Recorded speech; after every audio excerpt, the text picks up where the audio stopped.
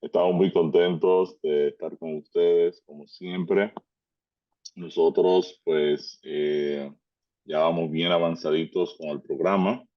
Eh, Esperamos la semana que viene, probablemente al final de la semana, concluir todo este proceso de estudio del plan de la salvación. Y en el día de hoy vamos a tratar un tema que nosotros lo desarrollamos porque lo encontramos una necesidad, ¿no?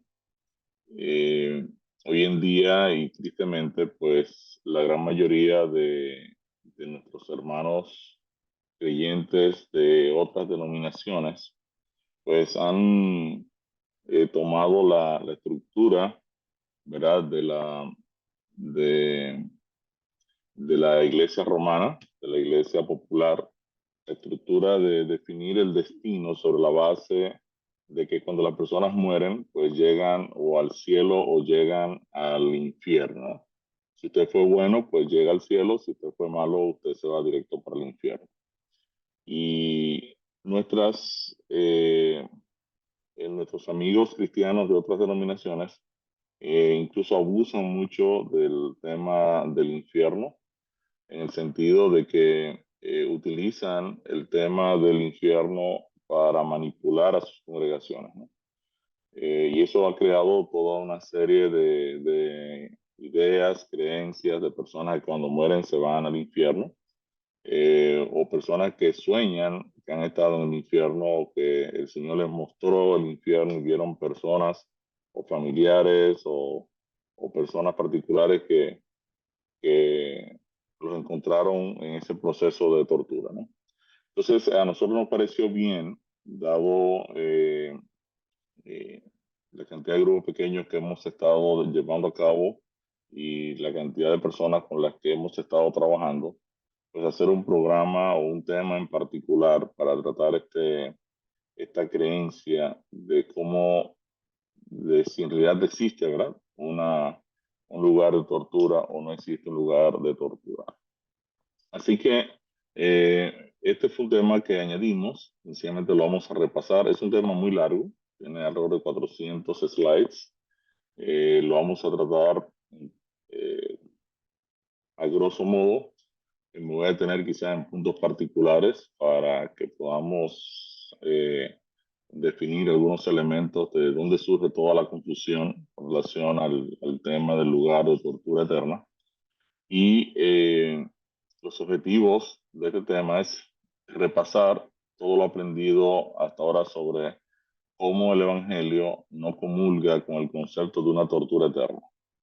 ¿Por qué en la dinámica del Evangelio el concepto de un lugar de tortura donde Dios pasa la eternidad torturando a los perdidos? Eso sencillamente no tiene ningún sentido a la luz del Evangelio.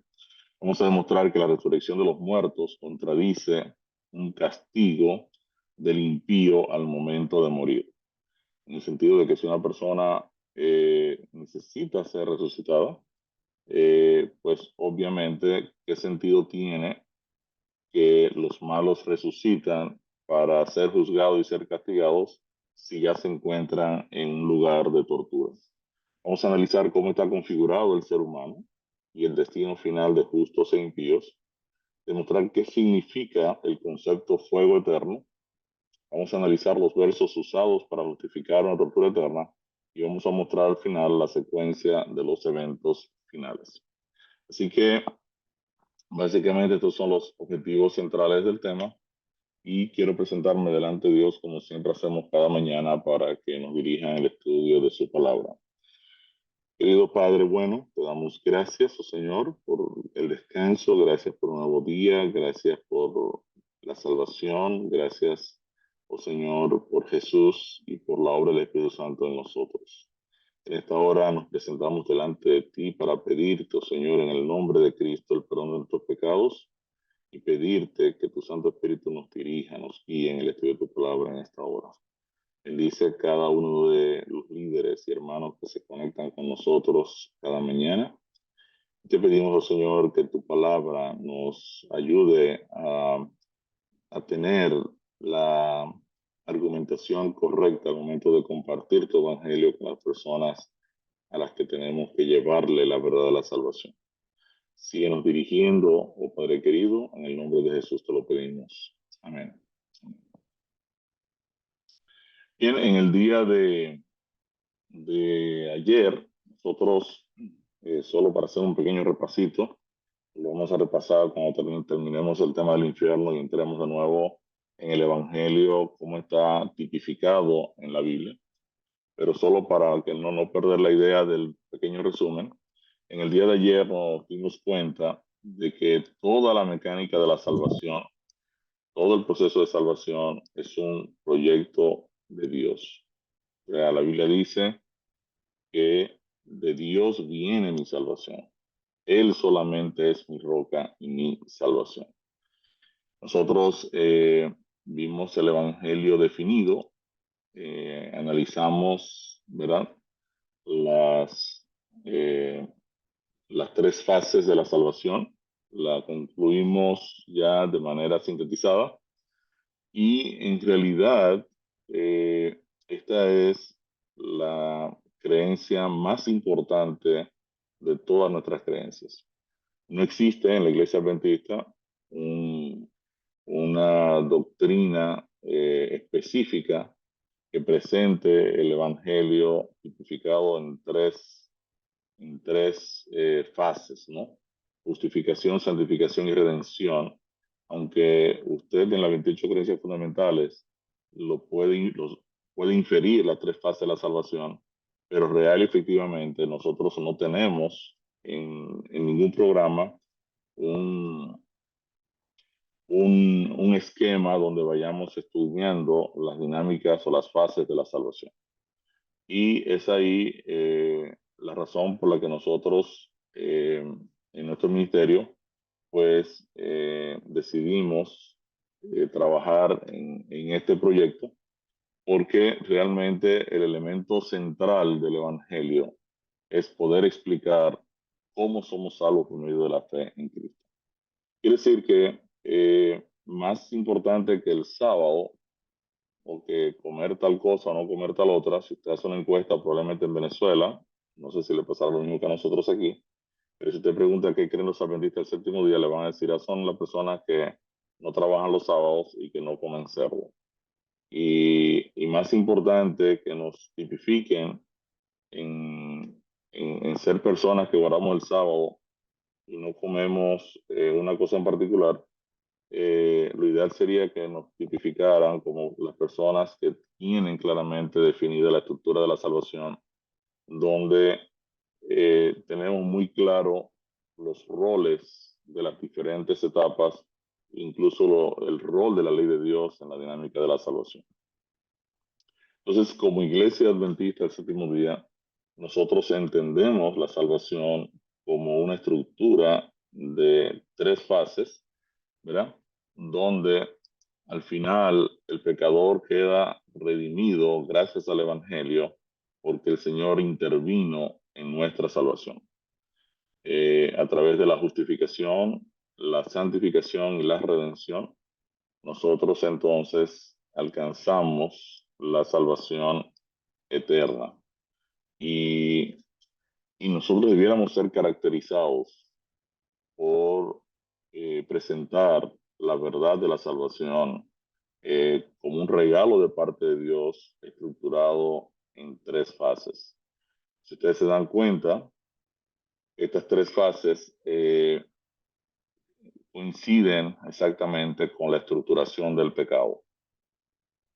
Cuando le decíamos a ustedes que en algunos movimientos se han levantado dentro de la iglesia a presentar el pecado solo como transgresión de la ley, dejando fuera el concepto de iniquidad y dejando fuera la condenación, pues obviamente es una manera muy simple de tipificar el pecado y de esa forma usted no va a poder entender por qué la estructuración del Evangelio va en tres direcciones. En el día de ayer también nos dimos cuenta de que toda la deidad está involucrada en el proceso de nuestra redención. El Hijo protagoniza la fase de la justificación, asume nuestra condenación, se hace como nosotros, vive una vida perfecta, muere en un madero, eh, recibiendo la descarga de la ira de Dios como nuestro sustituto frente a la problemática del pecado que nos condena y asume nuestra condenación, ¿verdad? Asume nuestro castigo, ¿verdad? Y nos provee en cambio su vida eterna. Entonces, esa mecánica de la justificación es protagonizada por el Hijo. El Espíritu Santo entonces, una vez nos presenta lo que Dios ha hecho en nuestro favor, entonces el Espíritu Santo interviene, ¿verdad? Una vez la palabra llega a nuestra mente, y recuerden que somos nacidos de la palabra y del Espíritu, una vez la palabra llega a nuestra mente y nos muestra, ¿verdad?, a nuestro Salvador, y nosotros creemos en aquello, ¿verdad? El Espíritu Santo va a producir en nosotros la convicción de aceptar a Cristo como nuestro Salvador personal y nos va a guiar al proceso del bautismo y vamos a dar inicio a la experiencia de la santificación. La experiencia de la santificación entonces viene a ser el proceso mediante el cual el Espíritu Santo viene a nuestras vidas y protagoniza nuestra experiencia como cristianos. Y muchas veces, y tristemente nos pasa a todos, nosotros nos desconectamos de la operación del Espíritu de Dios. Muchas veces yo quiero hacer mi propia agenda, puede ser incluso hasta una agenda buena, ¿verdad? Si usted se va, por ejemplo, al libro de los Hechos, usted se da cuenta que los apóstoles querían ir a un lugar a predicar y el Espíritu se le opuso a predicar el Evangelio. Y dice, bueno, pero Dios nos mandó a predicar el Evangelio a todo el mundo. Es cierto, pero el Espíritu Santo les dice a los apóstoles, ustedes no van para allá, ustedes van para acá. Entonces, hasta a veces haciendo cosas correctas, incluso lo que Dios nos ha mandado, ¿verdad? El Espíritu puede tener una agenda particular o una agenda específica y es importante que nosotros aprendamos a identificar la voz del Espíritu de Dios. Y eso es fundamental, sobre todo para nosotros que somos líderes en la iglesia, sean pastores, sean ancianos, ¿verdad? Nosotros como laicos, pues de igual manera tenemos que saber eh, identificar la voz del Espíritu de Dios en todo momento. Y a usted le va a llegar el pensamiento inmediatamente a la cabeza. O sea, eh, estaban estos días en mi oficina, llegó un empresario para hablarnos de un negocio particular. Inmediatamente me llega la idea de cómo conectarlo con la mecánica del Evangelio y cómo tratar de regalarle un libro del plan de Dios y entonces romper el hielo de la conversación explicándole en realidad cuál es mi proyecto más importante. Y mi proyecto más importante, yo le decía a este empresario, es que las personas puedan entender cómo está configurado el Evangelio. Él me dice, ¿cómo así? Entonces ahí empezamos, ¿verdad?, a discutir o a argumentar. Yo le empecé a explicar cuáles son los problemas fundamentales que tenemos como seres humanos. Y cuando dice la pregunta, ¿cuál es tu problema fundamental? Entonces él se quedó pensando y cuando le expliqué, ¿verdad?, que él no sabe qué cosa es él, porque no ha definido ni su origen, ni su propósito, ni sus límites morales, ni su destino. Y entonces aquello empezó a hacerle sentido. Y luego de 3 horas de reunión que terminamos almorzando, me dijo, la verdad es que le he pasado muy bien y lo más importante es que tú me hayas regalado tu libro, me lo hayas firmado y en lo que veníamos de tu oficina al restaurante, pues le di una ojeada y me pareció que luce interesante, así que lo voy a estar leyendo. Entonces nosotros tenemos que eh, estar abiertos, nuestros oídos tienen que estar abiertos en todo momento hacia la testificación. Y el Espíritu de Dios va a utilizar a la iglesia en esa dirección para que este evangelio o este regalo de la salvación llegue a las personas. Y Y si usted se pone a escuchar atentamente, ¿verdad? La instrucción del Espíritu de Dios, cada vez que usted se encuentra con una persona nueva, usted se va a dar cuenta de que el Espíritu de Dios tiene un enfoque muy centrado en que el Evangelio llegue a los incrédulos. La tercera fase de la salvación la protagoniza el Padre, quien nos va a recibir en gloria, ¿verdad? El Padre ha estado siempre detrás de toda la estructura de la salvación, ¿verdad? Y cuando nosotros analizamos esto, entonces nos damos cuenta por qué la Biblia presenta, ¿verdad? Un Dios estructurado en tres personas. Entonces, cuando uno estudia el Evangelio en detalle, una cierta cantidad de errores que se enseñan tanto fuera de nuestra iglesia como algunas personas que quieren introducir el error a la iglesia. Hoy tenemos movimientos incluso sarrianos que no creen en el Espíritu de Dios o como el Hijo, como un ser creado. Le han quitado la divinidad a Cristo. Eh, Cuando uno estudia a fondo el Evangelio, se da cuenta que el Evangelio no comulga con el error. El Evangelio no deja pasar el error porque sacar al Espíritu Santo de la posición de la deidad o al Hijo de la posición de la deidad, entonces sencillamente descalabra la estructura de la salvación. Entonces nosotros hicimos este tema que viene a ser un tema opcional, usted lo va a administrar en función de las personas con las que usted esté estudiando, que tiene que ver con el infierno eterno, si existe o no existe. El texto básico aquí está en Isaías 33:14, que dice: los pecadores se asombraron en Sión. Espanto sobrecogió a los hipócritas. Y ahora el profeta Isaías dice: ¿quién de nosotros morará con el fuego consumidor? ¿Quién de nosotros habitará con las llamas eternas? Interesante que aquí el profeta Isaías se involucra. Él pregunta: ¿quién de nosotros morará con el fuego consumidor? La Biblia dice que Dios es fuego consumidor. Quiere decir que lo que el profeta está diciendo: ¿quién de nosotros morará con Dios, que es el fuego consumidor? ¿Quién de nosotros habitará en las llamas eternas? Entonces él responde, y eso lo vamos a ver también en este tema. Entonces, básicamente, nosotros iniciamos con la pregunta: ¿qué cosa es el hombre? ¿Verdad? Los elementos esenciales de origen, propósito, límite moral y destino. A la pregunta de dónde vengo, nosotros hemos estudiado que Dios nos creó y la base de nuestra creación es el amor de Dios. ¿Por qué estoy aquí? Hemos visto que Dios nos creó para que testifiquemos de su gloria. Nosotros testificamos de la existencia de Dios, pero también de su amor, su justicia, su verdad, y podemos mostrar los atributos de Dios a través del Evangelio. A la pregunta: ¿cuál será el código moral que regirá mi vida? La base de nuestras decisiones morales es el amor incondicional de Dios. Es el mismo carácter de Dios. Los 10 mandamientos son amor de forma práctica. Aunque el mundo cristiano ha intentado desechar la ley de Dios, en realidad la estructura de la ley de Dios es el amor. O sea, ¿cómo yo amo a Dios cuando no tengo otro Dios delante de mí? ¿Cómo amo a Dios cuando no tengo imágenes que adorar o cosas que adorar fuera de adorar al Dios verdadero? Cuando no tomo el nombre de Dios en vano. Cuando lo recuerdo como nuestro Creador y Redentor cada sábado. Yo amo a Dios, le muestro amor a Dios cuando pongo a Dios en el lugar que le corresponde.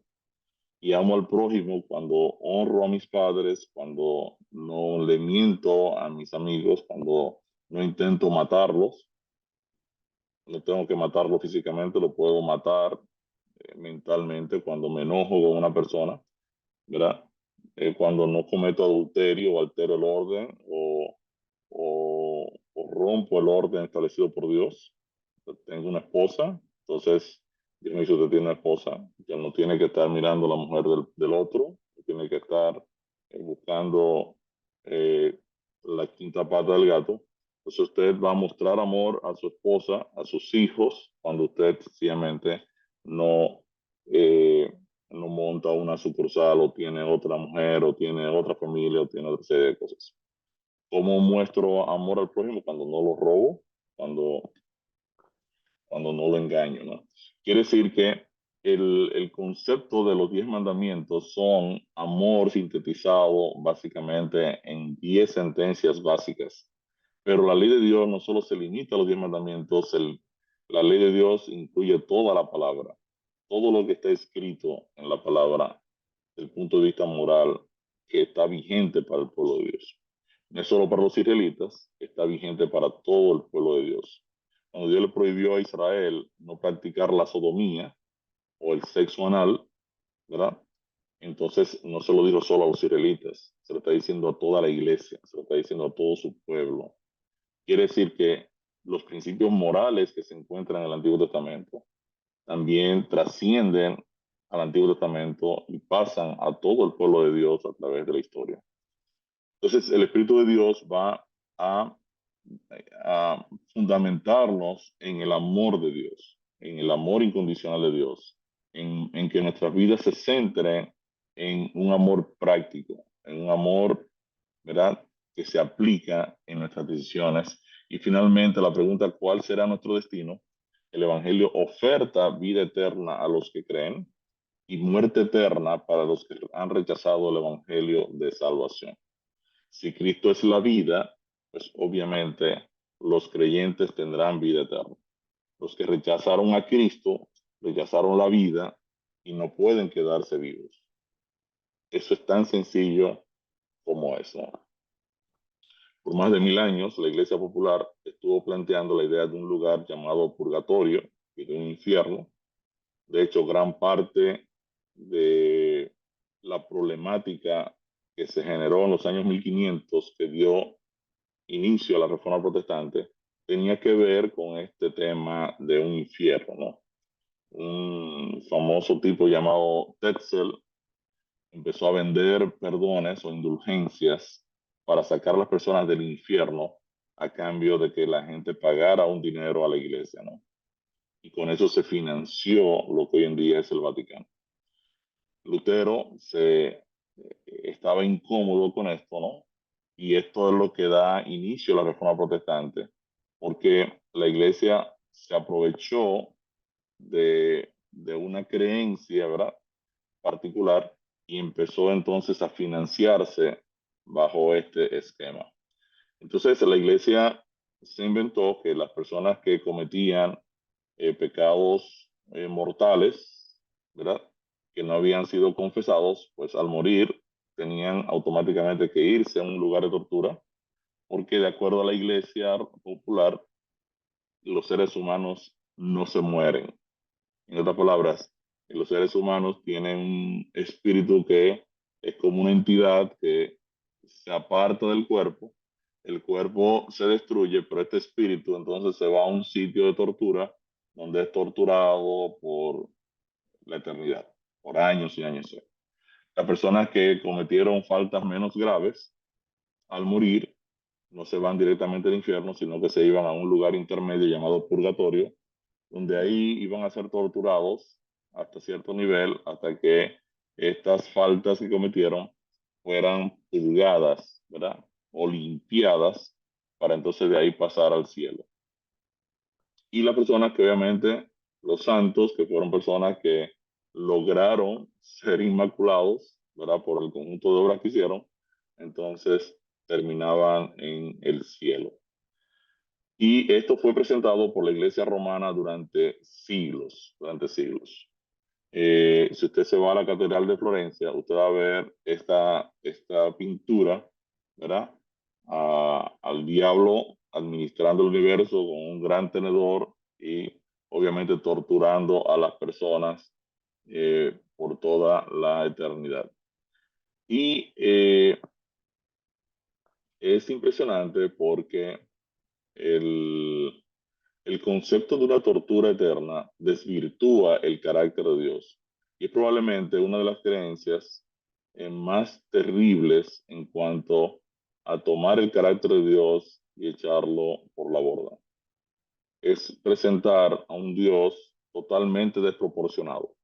En otras palabras, 40, 50, 60, 70, 100 años que usted viva en este planeta, sencillamente porque usted rechazó a Dios, usted se va a pasar la eternidad siendo torturado por el enemigo de Dios.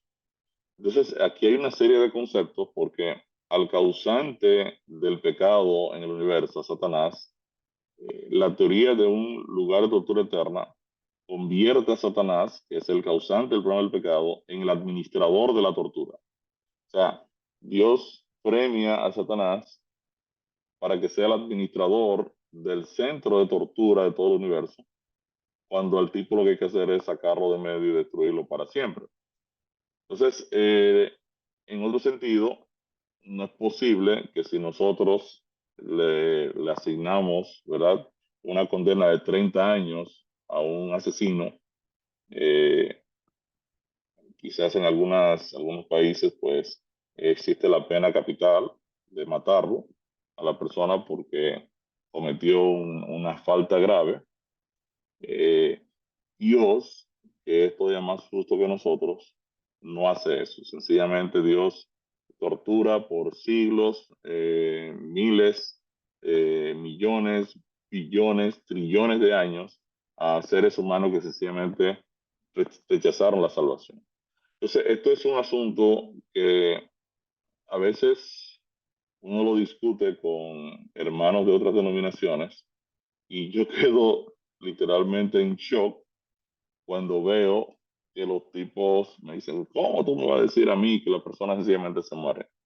Porque esa es la paga del pecado. La paga del pecado es la muerte, no es la tortura. Eso es lo que la Biblia enseña.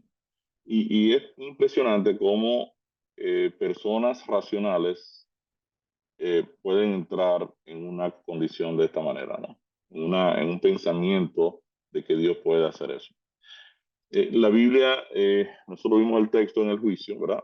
En esto se ha perfeccionado el amor en nosotros para que tengamos confianza en el día del juicio. Pues como Él es, así somos nosotros en este mundo. En el amor no hay temor, sino que el perfecto amor echa fuera el temor, porque el temor lleva en sí castigo, de donde el que teme no ha sido perfeccionado en el amor. Entonces, obviamente, el concepto de el amor, entender la mecánica del amor, nos ayuda a no vivir en temor, ¿no? Y a estar confiados en el juicio de Dios. Entonces, el estudio de la creencia de un infierno eterno cubre muchos elementos que deben ser tomados en cuenta. El tema es un poco complejo porque el tema entonces tiene toda una serie de variables que hay que ponerlas en la mesa al momento de uno hacer el análisis. El tema tiene que ver con la mortalidad del hombre, el estado de los muertos, la paga del pecado, el juicio, la segunda venida, el castigo final y la recompensa tanto de creyentes como de incrédulos. Y todo eso está integrado dentro del concepto de un lugar de tortura eterno. La estructura de este tema, vamos a repasar lo aprendido en el programa en cuanto al concepto de la vida eterna de los impíos y el concepto de sustitución. Vamos a ver la estructura del ser humano y el estado de los muertos, la resurrección y la recompensa final, el destino final de justos y de injustos. Vamos a hablar del concepto del fuego eterno y vamos a ver luego los textos usados para apoyar la existencia de un lugar de tortura eterna. Y finalmente vamos a ver la secuencia de eventos finales y últimas ideas sobre el infierno eterno. Como base del estudio, vamos a considerar algunos principios que vamos a aplicar al momento de estudiar la Biblia. Número uno, que la Biblia no se contradice. O sea, al considerar el tema del infierno o el fuego eterno, no podemos aceptar una posición particular y luego creer al mismo tiempo todo lo contrario. Estaríamos entonces estableciendo lo que se llama una contradicción y la Biblia no se contradice. Estudiaremos a la luz de las Escrituras la naturaleza del hombre y qué pasa con el hombre al momento de morir y veremos los dos tipos de muertes que la Biblia presenta. Vamos a demostrar que infierno eterno no es lo mismo que fuego eterno. Entonces, lo aprendido hasta ahora. Nosotros ya analizamos en todo el estudio que el único que tiene inmortalidad es Dios. Eso lo dice 1 Timoteo 1:17 y 1 Timoteo 6:16. Al Rey de los siglos, inmortal. 1 Timoteo 6:16 dice, el único que tiene inmortalidad. Quiere decir que si Dios es el único que tiene inmortalidad, los seres humanos no pueden tener inmortalidad, porque el único que la tiene es Dios. Entonces, cuando yo establezco, cuando las personas se mueren, el alma no se muere, entonces yo estoy diciendo que el ser humano es inmortal cuando no es inmortal. Yo sé que tenemos el concepto de la contradicción. No puedo decir que el hombre eh, es inmortal cuando el único que tiene inmortalidad es Dios. Entonces nosotros ya estudiamos que Cristo es la vida y el que sostiene la vida. Si Dios es el único que tiene inmortalidad, ¿cómo puede el ser humano, cualquier criatura, tener vida eterna? Entonces nosotros aprendimos que la vida eterna que nosotros podemos obtener es una vida derivada de la vida de Cristo. O sea, Cristo en realidad es el que tiene vida eterna y es su vida, ¿verdad?, la que me sostiene o me sostendrá por toda la eternidad. Yo no tengo vida eterna, los ángeles no tienen vida eterna, ninguna criatura de Dios tiene vida eterna. La vida que viene a los seres que van a vivir eternamente es una vida que procede de Cristo, que es el único que tiene vida eterna porque Él es la fuente de vida, ¿no? ¿De quién obtiene vida eterna las criaturas? Eh, Dios es el quien da a todos vida y aliento. Él es que da vida a todas las cosas, ¿verdad? Te mando delante de Dios que da vida a todas las cosas y de Jesucristo que dio testimonio de la buena profesión delante de Poncio Pilato. O sea, Dios es el que da vida y todas las cosas subsisten en Cristo, ¿verdad? Él es que la sostiene, él es quien le da vida, ¿no? Entonces la Escritura enseña de forma clara que para tener acceso a la vida eterna, las criaturas tienen que tener a Cristo, ya que Él es la fuente de la vida eterna. En 1 Juan 5, 11 al 12 vimos ese texto. Y este es el testimonio que Dios nos ha dado vida eterna y esta vida está en su Hijo. El que tiene al Hijo tiene la vida, el que no tiene al Hijo de Dios no tiene la vida. Entonces, según la palabra, la vida de la Escritura es sostenida y alentada por Cristo, quien es la vida. Y solo podemos tener vida eterna si tenemos a Cristo. Si no tenemos a Cristo, entonces no tenemos la vida, es lo que dice la Biblia, lo enseña claramente. ¿A quiénes se le ofrece la vida eterna? Se le ofrece a los que han creído, ¿verdad?, en Cristo, para que todo aquel que en él cree no se pierda, más tenga vida eterna. Quiere decir que tener vida eterna tiene como prerequisito creer en Cristo, a quien Dios ha dado para salvarnos. El que cree en el Hijo tiene vida eterna, pero el que rehúsa creer en el Hijo no verá la vida. O sea, la Biblia es clara en estos conceptos. Y Juan 6:47 dice, cierto, digo, el que cree en mí tiene vida eterna.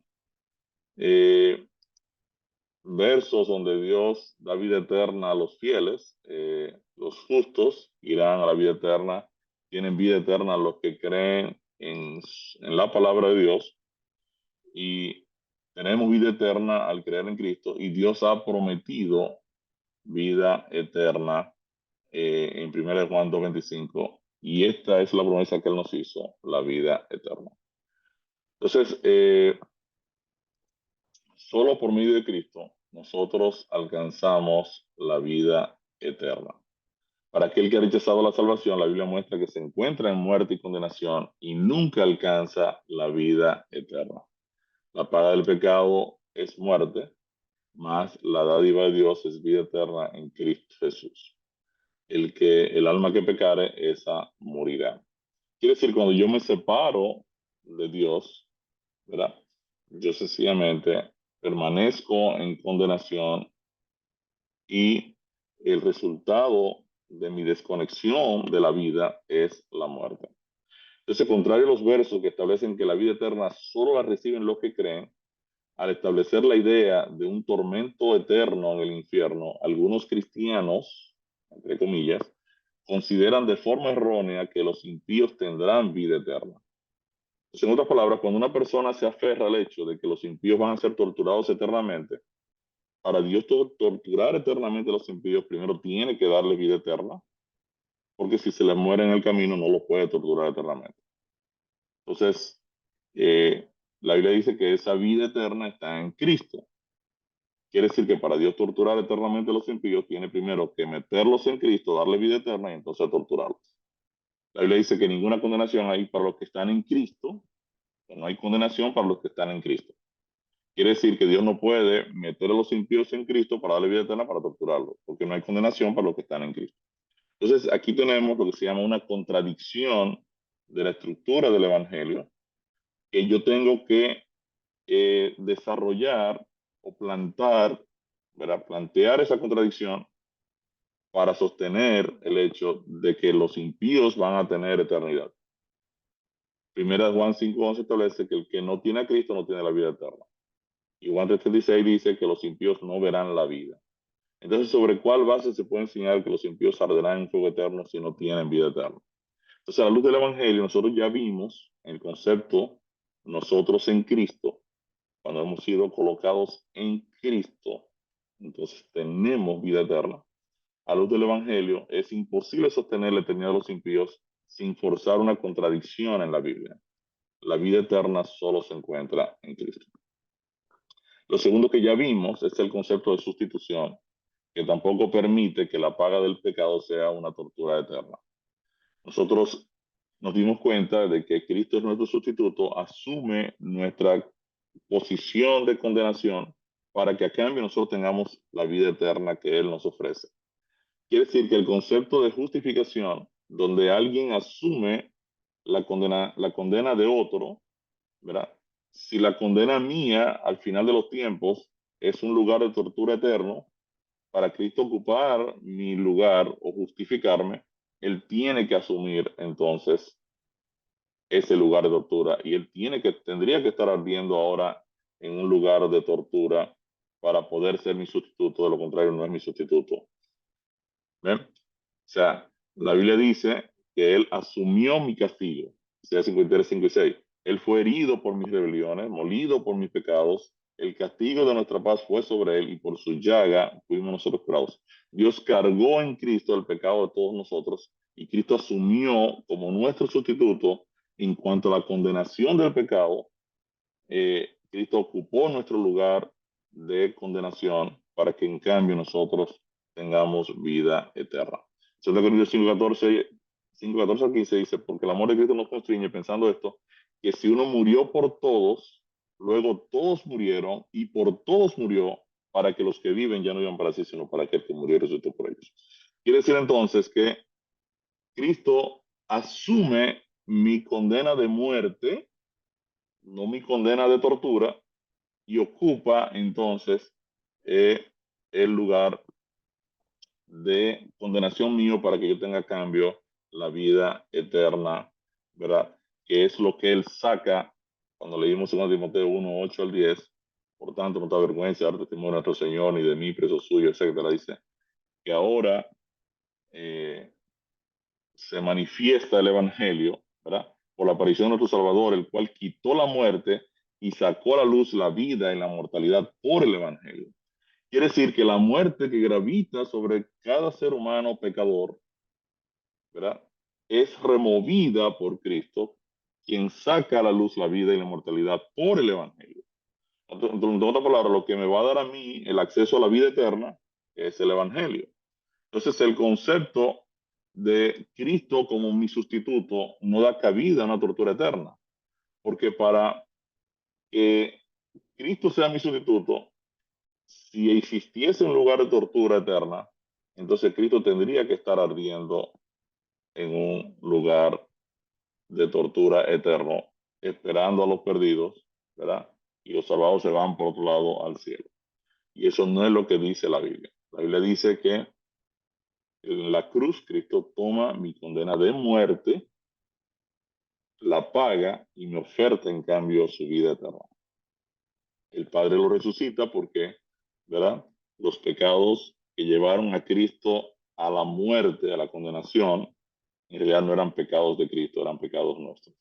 Entonces no es justo que el Hijo de Dios quede muerto eternamente, porque Él no fue quien pecó, Él cargó nuestros pecados y son nuestros pecados lo que lo llevan entonces a la cruz. Entonces, ¿está Cristo riendo hoy? No, no lo está. Cristo está intercediendo ante el Padre, como dice, ¿verdad? Toda una serie de textos bíblicos. Marcos dice, y dice, después de hablar con ellos, el Señor Jesús fue llevado al cielo y se sentó a la derecha de Dios. Quiere decir que el concepto de justificación no da lugar a la existencia de un infierno eterno. ¿Cuándo los creyentes reciben la vida eterna? Los creyentes dicen que serán resucitados incorruptibles a la final, al toque de la final trompeta, cuando Cristo venga por segunda vez, entonces seremos llevados al cielo con cuerpos inmortales e incorruptibles, y eso va a ocurrir cuando Cristo venga por segunda vez. Entonces, esta primera sección, verás, sencillamente es un repaso de lo que ya nosotros hemos visto en el estudio del Evangelio. Ahora, cuando hablamos de la estructura del ser humano, perdón, nosotros entonces entramos a cómo fue construido el ser humano. Y aquí la idea es aclarar algunos conceptos que incluso dentro de nuestra iglesia no están muy claros en cómo nosotros fuimos construidos, ¿no? Según la Biblia, ¿cuáles son las tres dimensiones del ser humano? El apóstol Pablo en su carta a los tesalonicenses, ¿verdad? En Tesalonicenses, 1 Tesalonicenses 5:23 dice, y el mismo Dios de paz os santifique por completo. Y todo vuestro ser, aquí el apóstol Pablo está hablando en una manera holística, integral, todo el ser, ¿verdad? Todo el ser de cada uno de ustedes, todo el ser mío. Entonces ahora él explica cómo está estructurado el ser humano. Y todo vuestro ser, espíritu, alma y cuerpo, sea guardado irreprensible para la venida de nuestro Señor Jesucristo. Cuando nosotros analizamos que todo el ser humano tiene estos tres elementos, estamos hablando, ¿verdad? De tres dimensiones del ser humano. Tenemos un cuerpo, del griego soma, ¿verdad? Tenemos un alma, del griego psique, donde viene la palabra psiquis o mente, y tenemos un espíritu que viene del griego neuma. Quiere decir que el apóstol Pablo está diciendo que todos estos elementos conforman al ser humano, espíritu, alma y cuerpo. Ahora, ¿qué significa esto? Porque aquí es donde viene gran parte de la confusión. La confusión viene porque típicamente en el mundo cristiano se entiende, y sobre todo eso viene heredado de la iglesia pagana, de la iglesia romana, se entiende que el alma y el espíritu son entidades que pueden funcionar fuera del cuerpo. Y eso no es lo que dice la Biblia, le dice que todo el ser está compuesto de estos tres elementos. Para nosotros entender con cierta precisión la estructuración del ser humano, nosotros quizás debiéramos compararlo con el santuario. La Biblia dice, porque sabemos que si nuestra morada terrestre, este tabernáculo se deshiciere, tenemos de Dios un edificio, una casa no hecha de manos, eterna en los cielos. Y por esto también gemimos, deseando ser revestidos de aquella nuestra habitación celestial, pues así seremos hallados vestidos y no desnudos. Porque asimismo los que estamos en este tabernáculo, se está refiriendo, ¿verdad?, a este cuerpo, gemimos con angustia, porque no quisiéramos ser desnudados, sino revestidos para que lo mortal sea absorbido por la vida. Cuando usted va al tabernáculo, el tabernáculo tenía tres compartimentos. Tenía un atrio, un lugar santo, un lugar santísimo, como señala Hebreos 9:24, todo el libro de Éxodo habla de esto. El tabernáculo tenía tres compartimentos. Un atrio, el patio, el área que se ve, un lugar santo encerrado, ¿verdad?, en el tabernáculo, y un lugar santísimo que estaba también en este rectángulo que está aquí. Entonces el ser humano es un tabernáculo, dice la Biblia. O sea, el ser humano tiene tres dimensiones. El cuerpo, que vendría a ser el equivalente del atrio, del griego soma, es la dimensión exterior, es la parte que se ve del ser humano. En otras palabras, mi cuerpo es lo que ustedes ven, correcto, es lo que todo el mundo tiene acceso. Luego, la psique, la mente, vendría a ser el lugar santo, es la dimensión donde pensamos y generamos las emociones. Quiere decir que nuestra mente es el lugar donde nosotros sencillamente producimos pensamientos, las ideas, ¿verdad?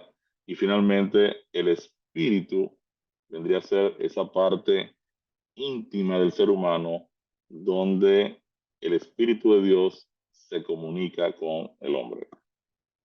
Entonces, a la luz de la Biblia, vamos a ver estos tres elementos: el cuerpo, soma, alma, psique, espíritu, neuma.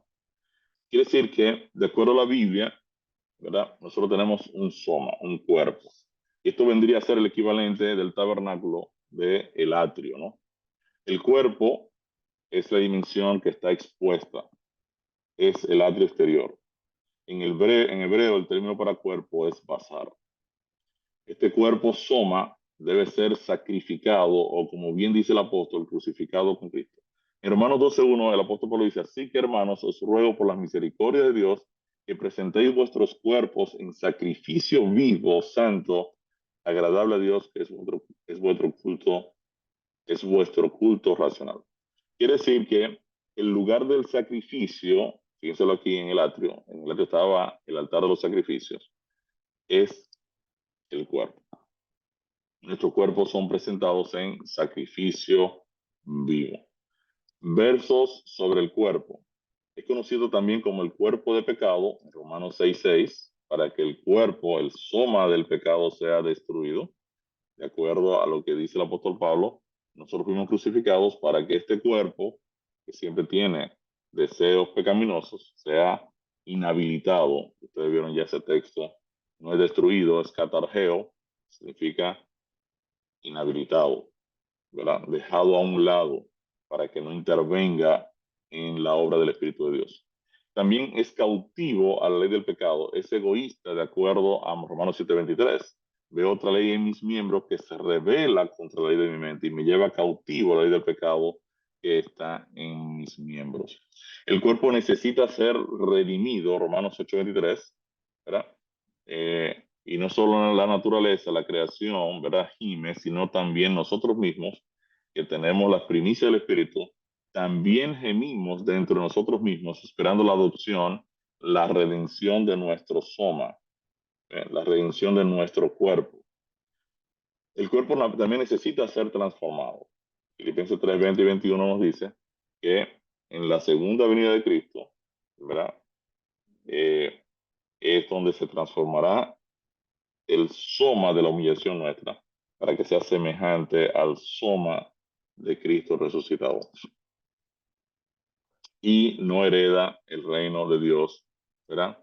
El soma, si no cambiamos el texto, pero vamos a cambiar, vamos a ubicarlo de una vez para que se lo pasemos a ustedes.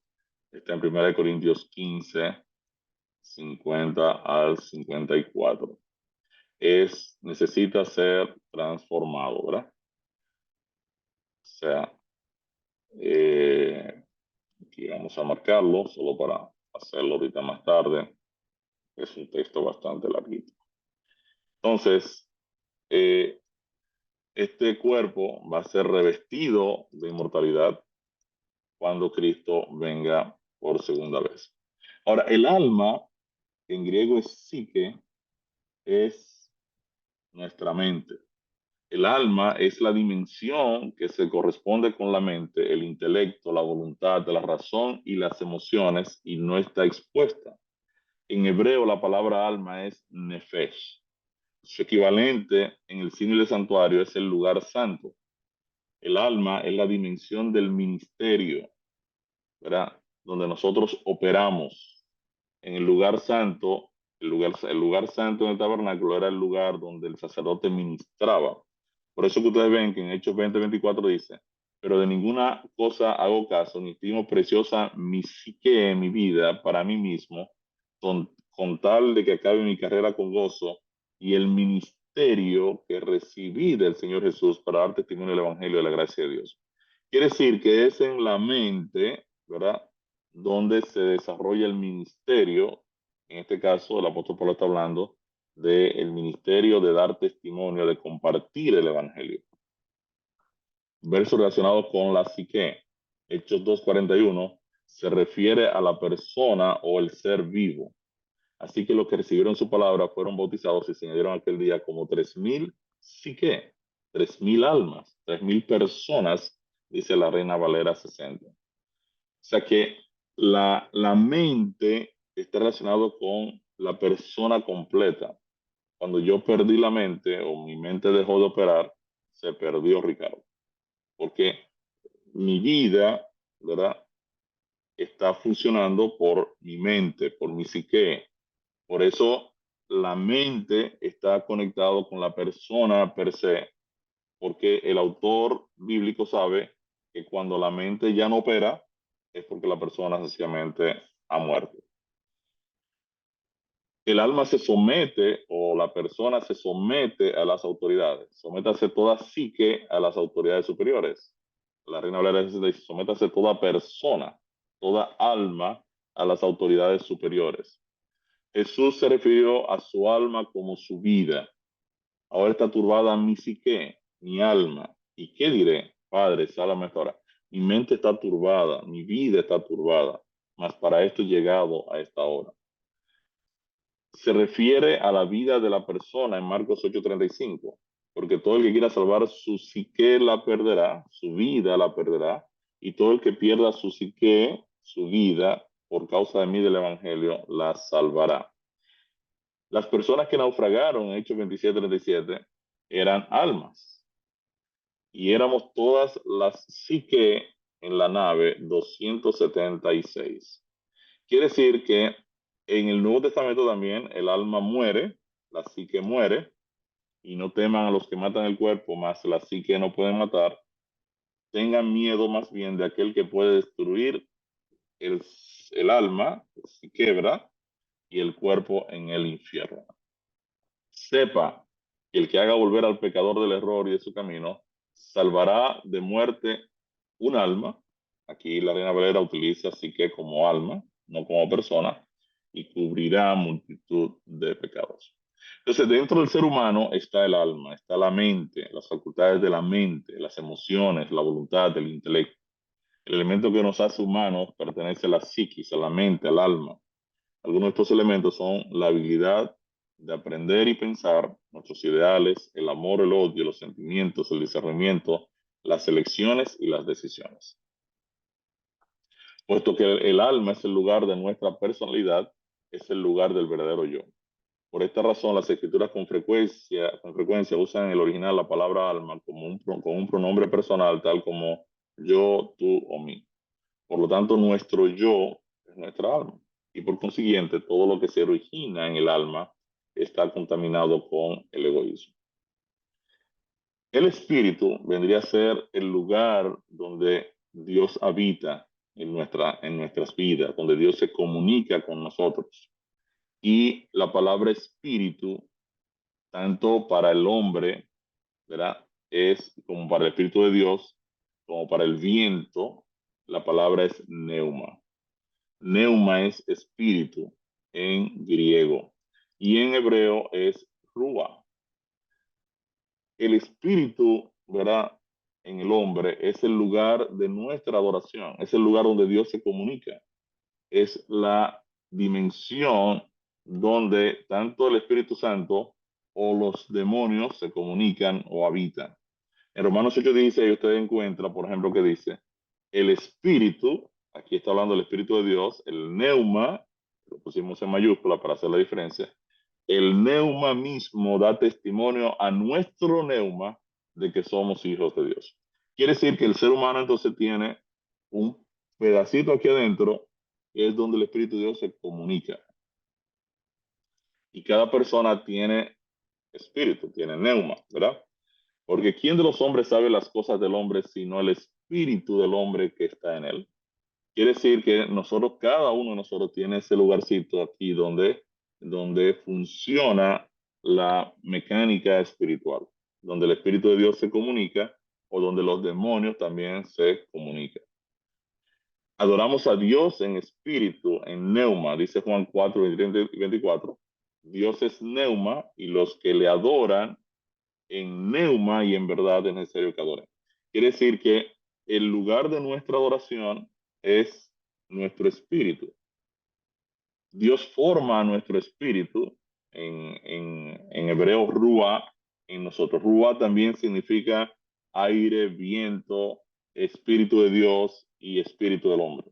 Y aquí es donde viene un poco la confusión, porque la palabra espíritu se utiliza en diferentes contextos y lo vamos a ver en un momento. Entonces, profecía de la palabra de Jehová acerca de Israel. Jehová que extiende los cielos y funde la tierra y forma el espíritu del hombre dentro de él, ha dicho. También Dios crea espíritu nuevo en nosotros cuando hemos aceptado el evangelio. Os daré corazón nuevo y pondré espíritu nuevo dentro de ustedes y quitaré de vuestra carne el corazón de piedra y os daré un corazón de carne y pondré dentro de ustedes mi rúa, mi espíritu, y haré que andéis en mis estatutos y guardéis mis preceptos y lo pongáis por obra. Fíjense entonces que el hombre tiene espíritu y Dios también tiene el Espíritu Santo y conectan uno con el otro. El Espíritu Santo se conecta con mi espíritu o se comunica con mi espíritu. Cuando nuestro espíritu no está controlado u ocupado por el Espíritu de Dios, queda en la Biblia lo que se llama sin rienda, sin control.